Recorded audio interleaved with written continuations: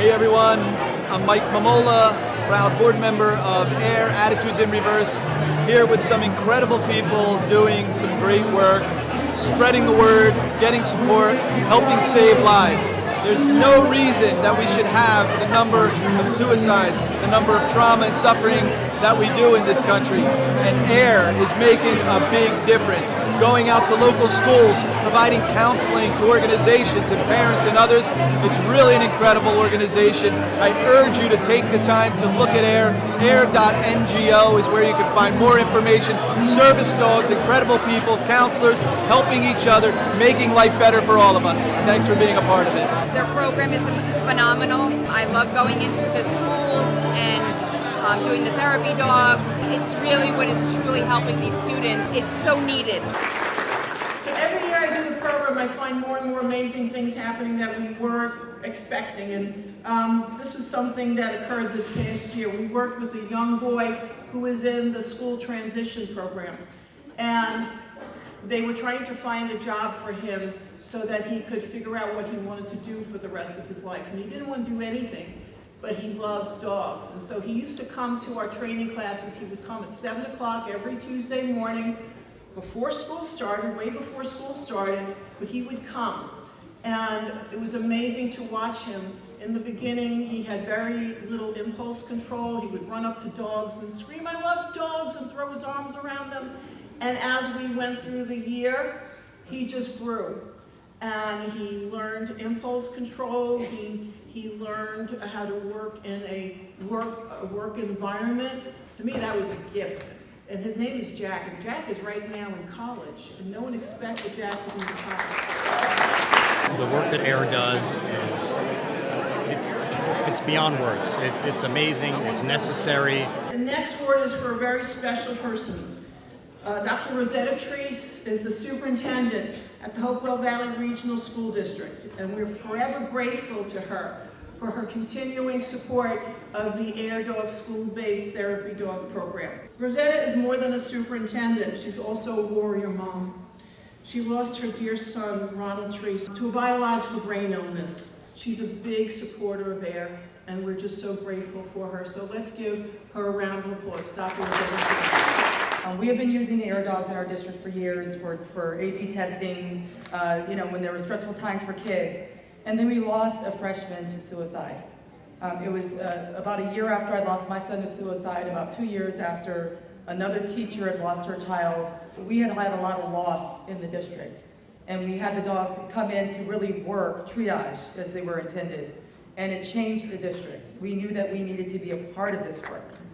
So I thank you for that, and we now up to 20 teams, but Tricia also comes in and teaches mental health awareness to our faculty, to our students, and we also have extended this work to our parents. So we're very grateful. I look forward to the partnership, and my son, Airman First Class, Ronald Jenkins Treese, is smiling down. Thank you. You ask quite often, what can I do to help? Well, something that's very basic that you can do to help is to reach into your pocket and pull out some money and donate.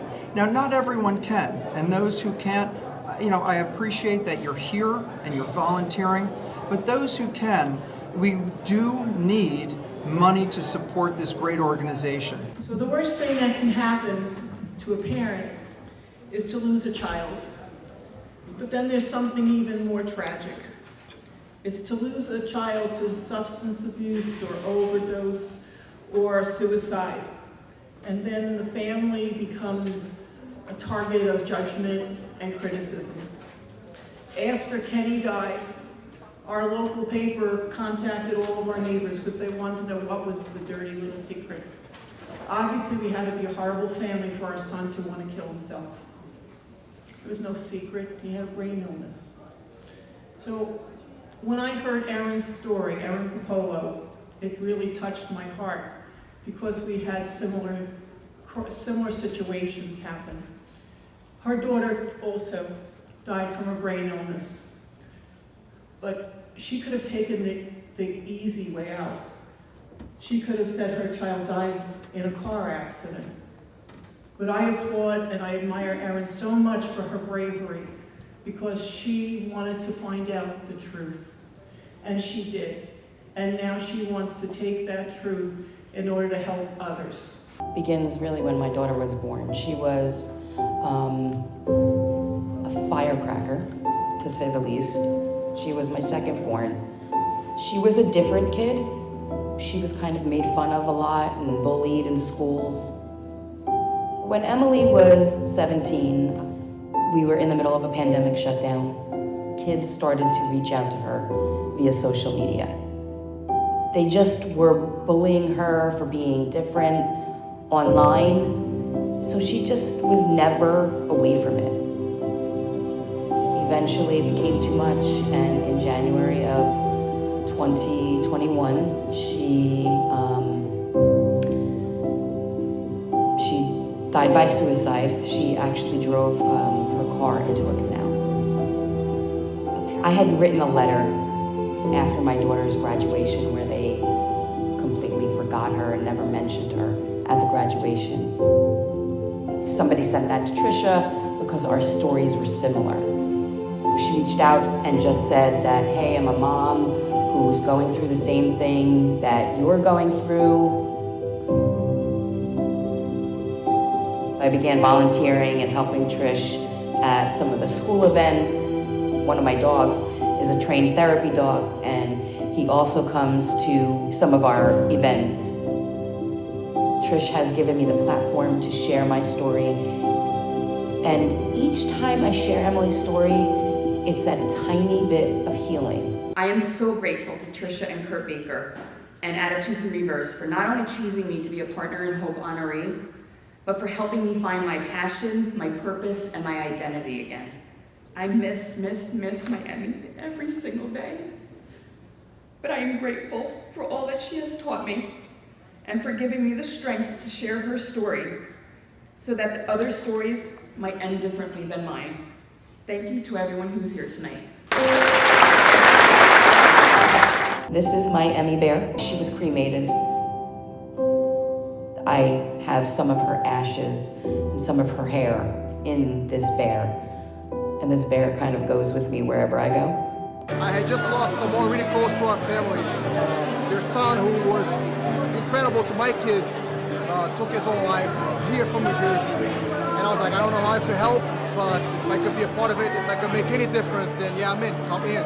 I am an air dog handler, and I'm so pleased to be at A Taste of Hope. It's a wonderful event where we can celebrate the great work of the bakers and all of the work that AIR does for children in our community. So thank you, Trish and Kurt, for all of your wonderful work. I think everyone should get behind this organization to help them spread the word. This gentleman who's coming up is one of those juggernauts, one of those kind of once-in-a-lifetime, once-in-a-generation people that you meet who makes you better just by knowing him. He started in Brazil at one of the most prestigious engineering schools and was thriving there and decided that that's not ultimately what he wanted. What he wanted to be was one of the most legendary jiu-jitsu practitioners and fighters on the planet. And so he left Brazil and took all of the courage and internal fortitude that it would take for someone to do that, and came to the United States with not much more than the clothes and the bags he had. And he did exactly that. Ricardo Almeida carved a path that led the way for so many others, a better way of physical, mental health, and support. His mom called me one day and we found out that he had taken his own life. Even the day of, even a few hours before, you could never tell. Like his mom said, Ricardo, I couldn't believe, I couldn't tell that this was about to happen. There was no signs that he was going to do this. It just made me so sad.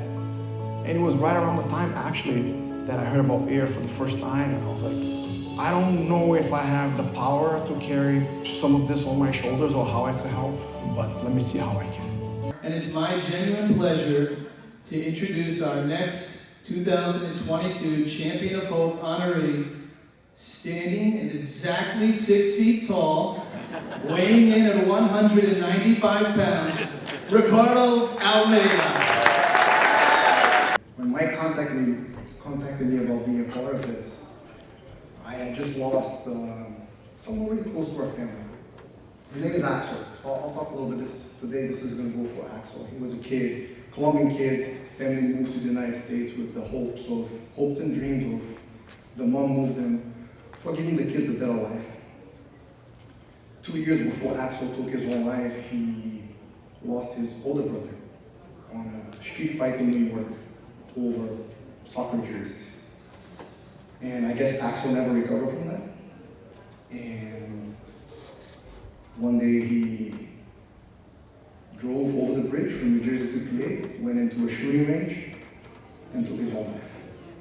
So that moved me a lot. And when Mike and Tricia and Kurt asked me to be a part of this, I just couldn't say no, even though I didn't know how much I could help. Thank you, everyone. Have a great night. When people go through something like that, when they go through such a deep loss, there's not only a huge sense of feeling lost, but a sense of guilt. The ability to raise awareness and to get more people on board and to get more people to know about suicide and suicide prevention, I think it's something that's huge. To be under a taste of hope is to be a part of something great. To me, it's a huge honor to be a part of it. Larry Bailey, raise your hand. He's our honoree today. He's one of the best speakers I've ever worked with. He's also a best-selling author. You can see his book on Amazon, Mommy, Where Do Cousins Come From? That is an amazing book. He has a great story. He is a COVID survivor. His business, Single Throw Marketing, has survived COVID. He has 30 employees. He's a brilliant marketer. His clients are amazing. He has the best of the best. He's done amazing work. I'd like to introduce someone Rick Bird, who knows Larry really well. Larry is an executive board member of SADD, which deals with suicide prevention in teenagers. I've had the pleasure of knowing Larry for, at this point, over 15 years. And when I saw that he was receiving the Champion Award, I did what any millennial would do. I turned to Google to define what champion would mean. And when you look at the definition of champion, you see there are two main definitions. The first is that individual which surpasses others. The second definition of champion is one who advocates or defends others. We've been reminded tonight of how important the work of AIR is. I do have the pleasure of leading SAD, Students Against Destructive Decisions. We've been reminded how somber this work can be. I have good news for you. Every day we have over 400,000 SAD students in 8,000 chapters in all 50 states that are working to empower young people, engage parents, mobilize communities, so that these tragedies that you've heard can be prevented and lives can be saved. And so we're proud to have Larry in our corner because he has truly defended others, defended this cause. When you talk with SAD students, we're reminded of how connected Larry has been to their personal journeys, mine included. When I was hired as the CEO, Larry encouraged me to not be ordinary, but to be extraordinary. And I'm honored to follow in his footsteps of trying to live up to that high mark every day. So Larry, from all of us at SAD, thank you for what you've done to make an impact. Thank you for what you continue to do. I am better, and the world is better because of you. AIR's impact and potential, to me, they're changing the future in the mental health space. So I'm being honored for something that I wish didn't exist. Really the best thing I can do for this organization as a marketer is just help create awareness for the things that they do. And ask you to do the same. I think I know a lot more about AIR today than I did yesterday, and I'll know more tomorrow. You know a lot more today than you did yesterday, and hopefully you'll know more tomorrow. And we all are all influencers. We can connect, we can persuade, we can spread the word about what's going on here, what the need is, and how we can all, Ricardo said it the best, I don't know what I can do, then you can try to get other people to do all that they can do. Thank you so much, and let's keep spreading that word. Be an honoree of Taste of Hope. Of course, I'm beyond humbled to be an honoree, but I learned a long time ago to never underestimate the difference one person can make in the lives of others. That being said, Taste of Hope is really not about me. It's about an opportunity to touch people to spread the word about life-saving work that AIR is doing. I want to do my part to make sure that word is spread far and wide. That's what Taste of Hope really means to me, is an opportunity to spread that word. It was a great event tonight. Thanks to each and every one of you. We're grateful for all of the love and support. No matter what we do, it's all on you. You guys help us do what we do, and without you, we couldn't do this wonderful work. Thank you to everybody from the bottom of our hearts. You're awesome. Thank you.